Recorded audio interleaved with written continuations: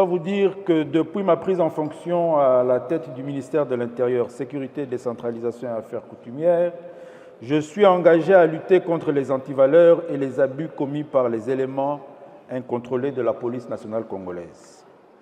Par conséquent, j'ai instruit l'inspection générale de la police nationale congolaise, qui a pour mission d'assurer le contrôle, l'audit, l'enquête et l'évaluation, conformément à l'article 49 de la loi organique, de veiller au comportement des policiers sur le terrain. Suite à cela, le renforcement des capacités de déploiement des inspecteurs a été effectué à l'inspection générale de la police nationale congolaise, en termes d'équipement de transport et de formation. Le traitement des abus des policiers est assuré par l'inspection générale de la police nationale congolaise, en collaboration avec l'auditorat militaire, et un mécanisme y afférent a été mis en place par les deux structures. Je dois dire ici que je reviens à chaque fois que cela m'est permis, dans mes causeries morales, mes réunions avec le commandement de la police, sur la nécessité de la sanction interne. Et je crois que vous aviez eu à constater au début de mon mandat, j'avais pu obtenir du commandement de la police des sanctions internes à l'endroit du commissaire provincial de la police de Kinshasa et du chef de la LENI, qui est un service spécialisé de la police nationale de Kinshasa, qui s'était malheureusement évertué à des opérations de déguerpissement en violation des prescrits de la loi.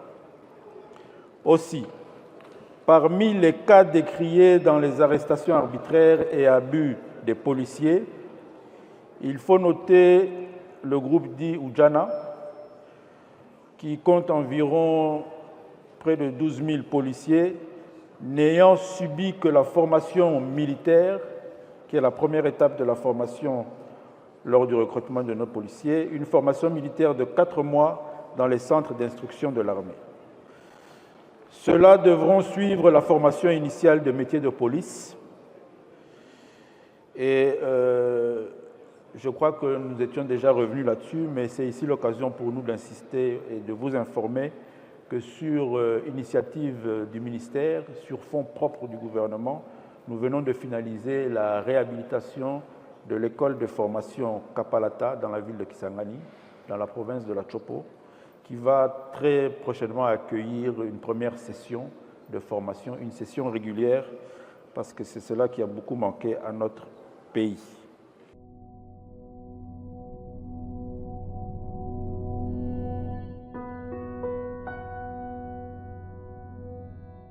Face à de nombreux défis auxquels fait face la réforme de la police, notamment le déficit des policiers en rapport avec l'espace territorial, la démographie accroissante de notre population et le vieillissement des effectifs de la police, le manque de la formation initiale en métier de police atteint environ 70% de nos effectifs actuels, nous avons prévu d'engager le pays sur un programme ambitieux pour accélérer la réforme de la police, coulé dans le projet de loi de programmation de la mise en œuvre de la réforme de la police pour la période allant de 2025 à 2029.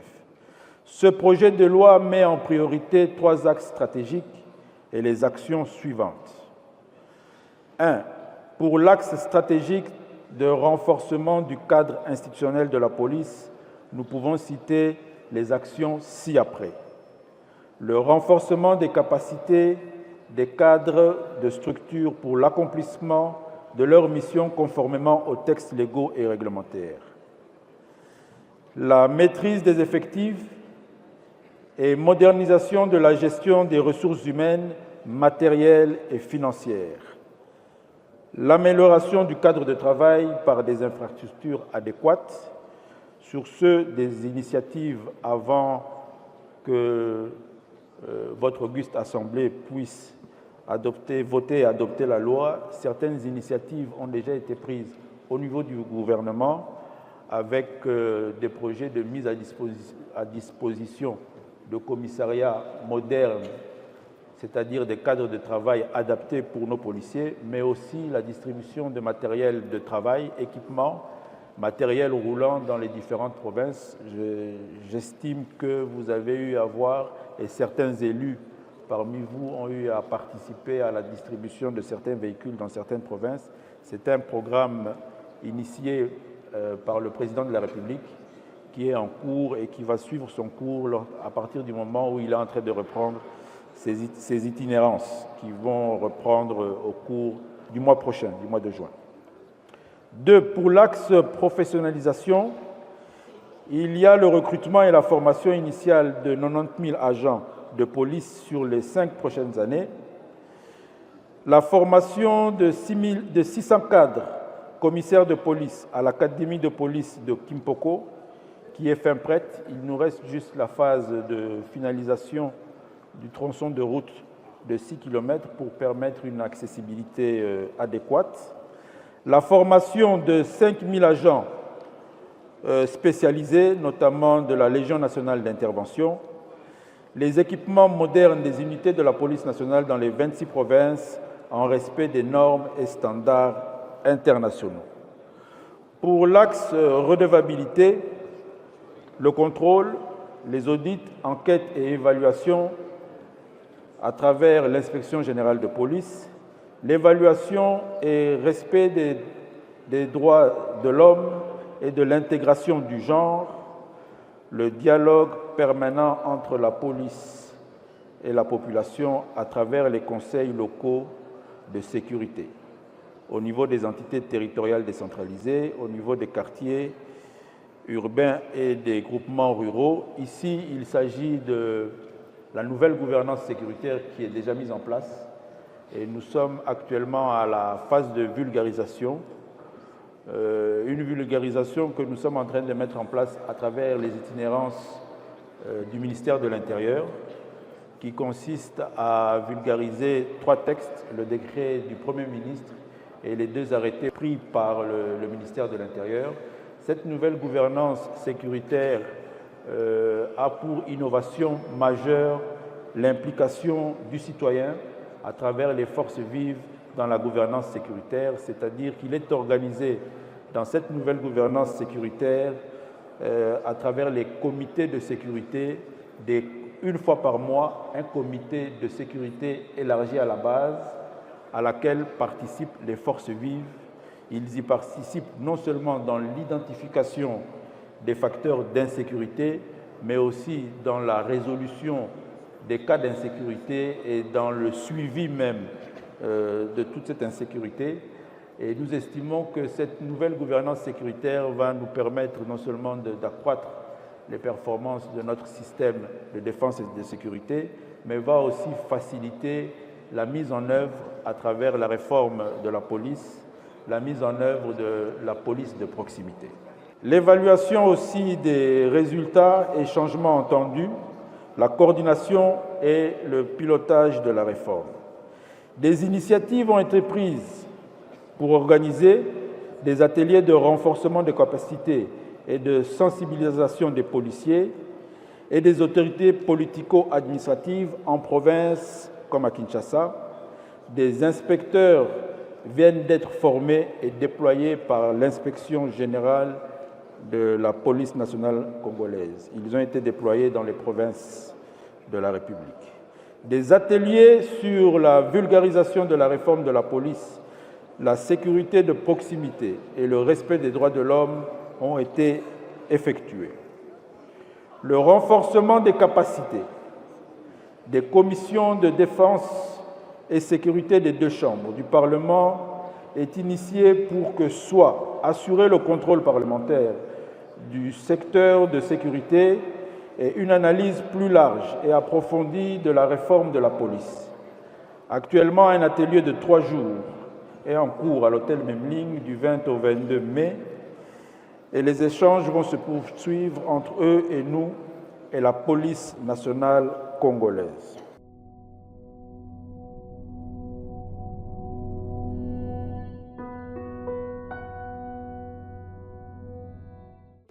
La question des éléments fictifs dans notre police date est apparue suite à la carence de recrutement et la carence des éléments de police nouvellement formés, ont poussé les commandements des unités à procéder à des recrutements, on peut dire, illicites. Les cas concernés sont en train d'être soumis aux conditions prévues par la loi portant statut des policiers de carrière pour être pris en charge, pour prendre en charge ceux qui répondront aux critères de recrutement et être formés, comme je l'ai dit précédemment, par exemple lors de la première session que nous allons lancer à Kisangani très prochainement.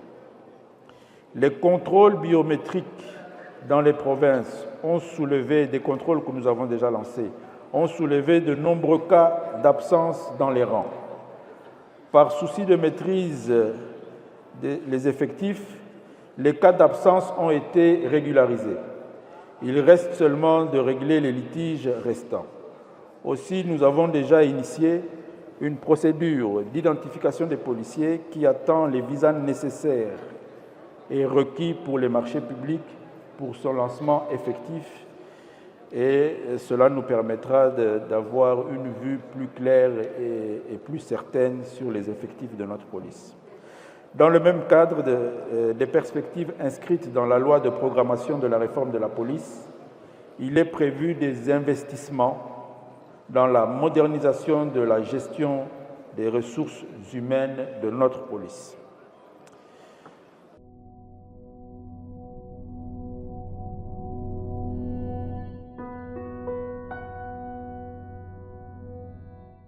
La quatrième question était la suivante. Existe-t-il un mécanisme d'audit interne pour évaluer régulièrement les effectifs de la police nationale congolaise et débusquer des agents fictifs ou non enregistrés? Oui, ce mécanisme d'audit interne et d'évaluation des effectifs figure parmi les missions régaliennes de l'Inspection générale de la police nationale congolaise. Par ailleurs, le comité de suivi de réforme de la police, par son secrétariat exécutif, procède périodiquement à des évaluations des différentes structures de la police nationale congolaise et de l'avancement vers les changements et résultats attendus de cette réforme.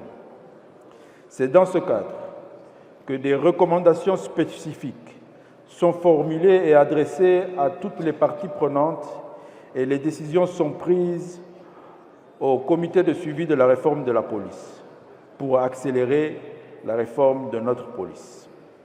Honorable Président de l'Assemblée nationale, honorables membres du bureau de l'Assemblée, honorables députés nationaux, représentants légitimes de notre peuple, le gouvernement de la République a initié l'opération Dobo qui se poursuit et aujourd'hui est étendue déjà sur 4 provinces. Et elle est étendue concomitamment avec les programmes de lutte contre la criminalité des commissariats de ces différentes provinces. Contre toute attente, cette opération est en train de traquer aussi certains policiers recalcitrants et indisciplinés. En attendant l'adoption par l'Assemblée nationale de la loi de programmation de la mise en œuvre de la réforme de la police nationale congolaise, pour la période 2025-2029, le contrôle à l'improviste s'effectue pour mettre la main sur tous les éléments qui s'évertuent à tracasser la population, à opérer des opérations arbitraires et à violer les droits et libertés fondamentaux des citoyens. La justice est aussi mise à contribution chaque fois que ces cas décriés sont dénoncés et signalés. Mais je reste convaincu que les solutions efficientes à la problématique de la gestion de la police nationale congolaise résident dans l'adoption par l'Assemblée nationale de la loi portant programmation de la mise en œuvre de la réforme de la police nationale congolaise pour la période allant de 2025 à 2029. Invité à 2 reprises à la Commission défense et sécurité, j'ai eu par 2 fois à répondre devant la Commission défense et sécurité de l'auguste Assemblée nationale pour expliquer la teneur de la réforme de notre police. Et comme je le disais en liminaire, il ne peut y avoir de développement sans sécurité. La protection du territoire national et la sécurisation des personnes et de leurs biens constituent, à mon humble avis, une question de haute portée nationale.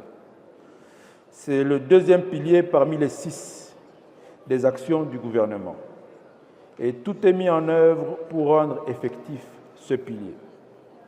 Nous formulons à cette occasion, et en marge de ces réponses apportées aux questions de l'honorable député Yangamboyo Venance, le vœu de voir l'auguste Assemblée nationale accorder le bénéfice d'urgence dans l'examen du projet de loi de programmation de la mise en œuvre de la police nationale congolaise pour la période 2025-2029.